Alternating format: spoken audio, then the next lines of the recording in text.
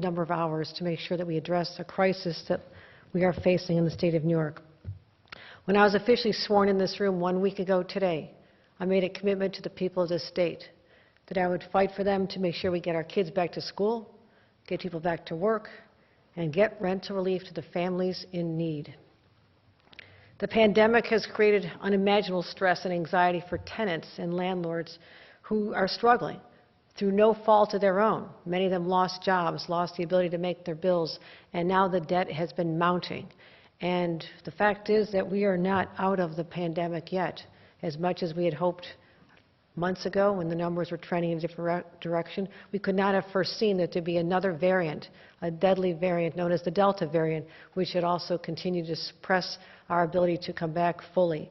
Therefore, we still need assistance for our families. And recently, the Supreme Court rendered a heartless decision that blocked the Biden administration's eviction plan. Under my watch here in the state of New York, we're not going to exacerbate what is already a crisis in terms of the homelessness problem. We are not going to allow people who no fault of their own, lost income, not able to pay, and facing eviction. We are not going to allow that to happen here in the great state of New York.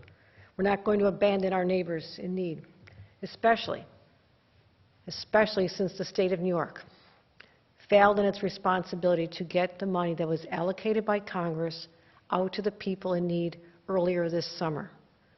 Therefore, we want to expand the safety net for people who qualify for rental and landlord assistance, and we can no longer wait, nor can they.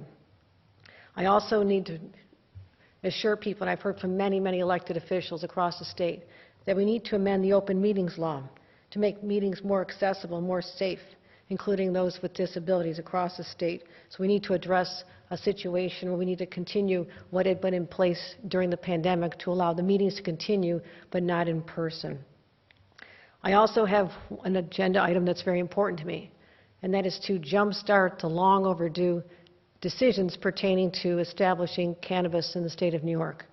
I'll be appointing my nominations to start the process to legally produce and distribute cannabis in the state of New York. There was no reason why simple announcements in terms of who the executive director is and who the chairperson is were not done in time, but I'm going to make up for that lost time, and I want those decisions made, and I've made the decisions as to who I want, but they need confirmation from the legislature. So it is my goal to extend the eviction moratorium to expand rental assistance programs from today to January 15th. We also know that landlords are struggling, and we need to make sure that small businesses are protected as well.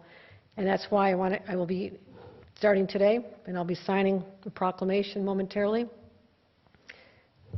Pursuant to the power vested in me by Article 4, Section 3 of the Constitution, I'm hereby convening the Senate and the Assembly of the State of New York in an extraordinary session to commence tomorrow, September 1, at noon. The focus will be narrow.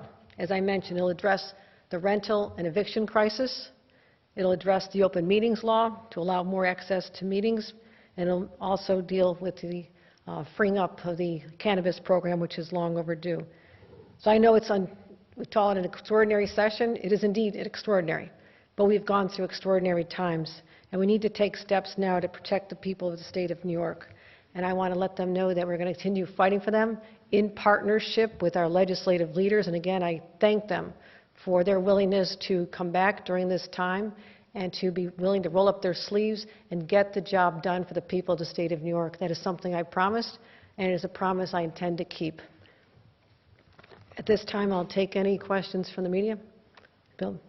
What are we doing to the open meetings law? This seems like, are we just going to use the message of necessity to pass a change to roll this back and keep the people from being allowed to attend in-person meetings as they've been? No, we need to get back to a situation where they can safely allow people to participate remotely. This is, again, temporary. It was put in place to protect people who want to continue participating. I've heard from too many elected officials at the county and local levels that they just want this in place while we are still in the throes of a pandemic to ensure that people with disabilities and others can engage and participate in local government remotely.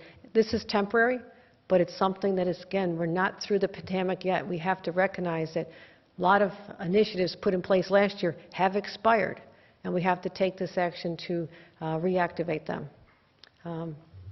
Yes, Bernard. Governor, how do you anticipate with this extension of the eviction moratorium being able to withstand a legal challenge? Already the Rent Stabilization Association, a group that represents a ton of landlords down in the city, has said they are threatening a lawsuit if this is extended, and especially if there's not recourse for landlords.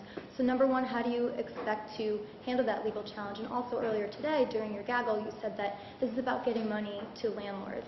So do you intend on changing the program and getting the money out? No, the money is intended for landlords. The money is absolutely intended for landlords. They're the ones who are owed the rent. And so we'll also be ensuring that in order to just address the rendering of the Supreme Court so we don't have to go back to court again, we'll be making sure that there's due process provisions that the Supreme Court said were initially lacking in the New York law. That is something that's going to be addressed in this as well. So we'll make it as airtight as you can. Certainly people can do it, they will, but we also want the landlords to know that their concerns are also front of center.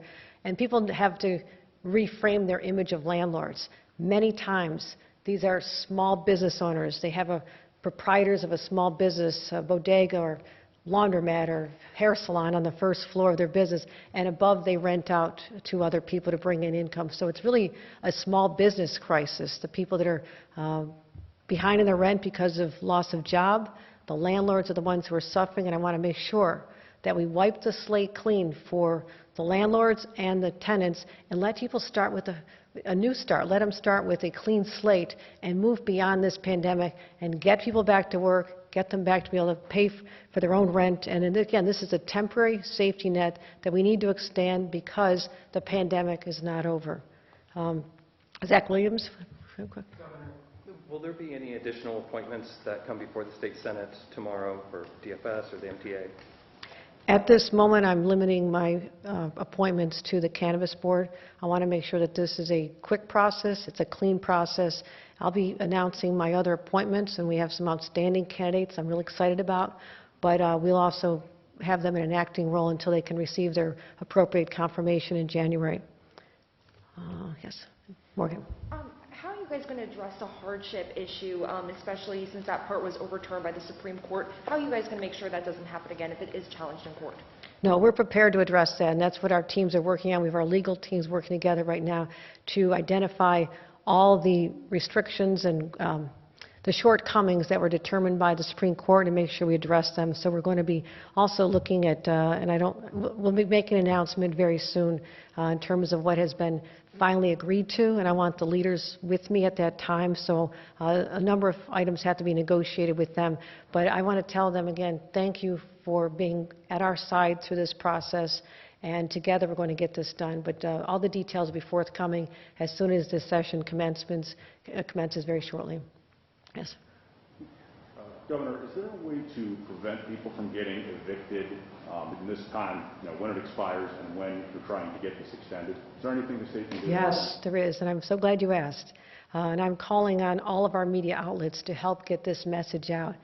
Anyone who applies for and qualifies for the ERAP program, which is the Rental Assistance Program, automatically when you apply, there can be no eviction process commenced for a solid year. You are protected the day you file that information. So what we have seen over this summer and why there has been a challenge for all of us in getting that money out, or is there a challenge in the past, is that we have to find the landlords, and there's sometimes you can't have the landlords, they have to be involved in the process. So what I'm going to be announcing also is that we're going to have a SWAT team approach to literally go to people's homes and activate people like the people who are involved in the census. We had a lot of workers.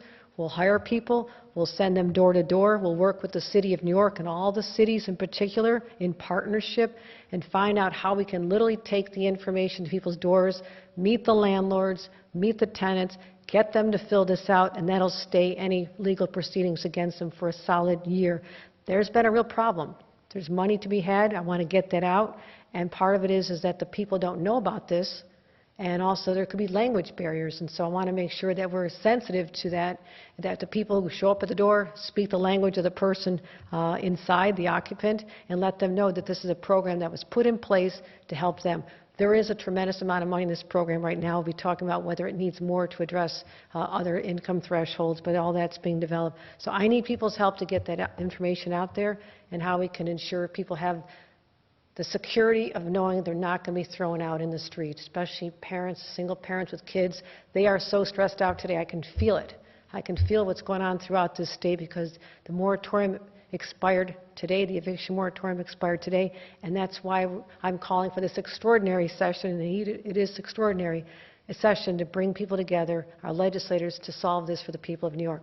Last question. Governor, the legislative leaders have the ability to bring lawmakers back tomorrow on their own, so why call the extraordinary session? Did legislative leaders ask you to take that specific step? We have been working together since before I was sworn in to figure out how we can make sure this money gets out to people, but that also the Supreme Court happened in the meantime, so we could no longer rely on an extension without making sure that we do this together.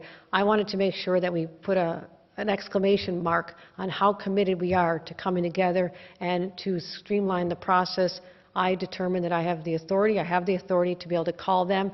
They support this, they're willing to do this, but also it is a very narrow scope of work. That is what my responsibility is, to narrow the topics that will be discussed during this session. That's exactly what I'm talking about, the rental assistance program to help renters and landlords, also making sure that we address the open meetings law, which I've heard from all over the state, and thirdly, to finally get the cannabis program underway by announcing who the chairperson and the executive director will be. So at this time, I'm going to walk over and officially sign the proclamation, which authorizes the authority to call this extraordinary session for September 1 at 12 p.m. tomorrow. Thank you very much, everyone.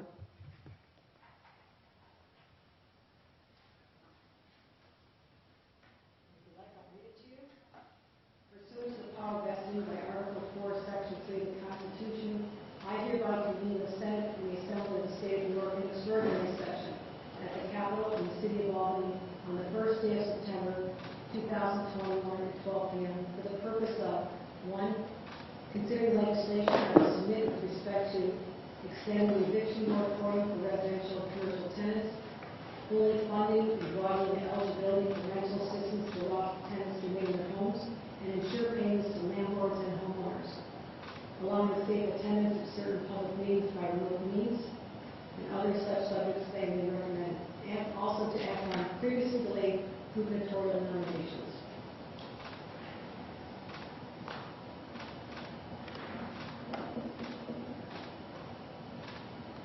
I hope that people stay in New York will rest easier tonight knowing that we're going to address this crisis. Thank you very much, everyone, for participating.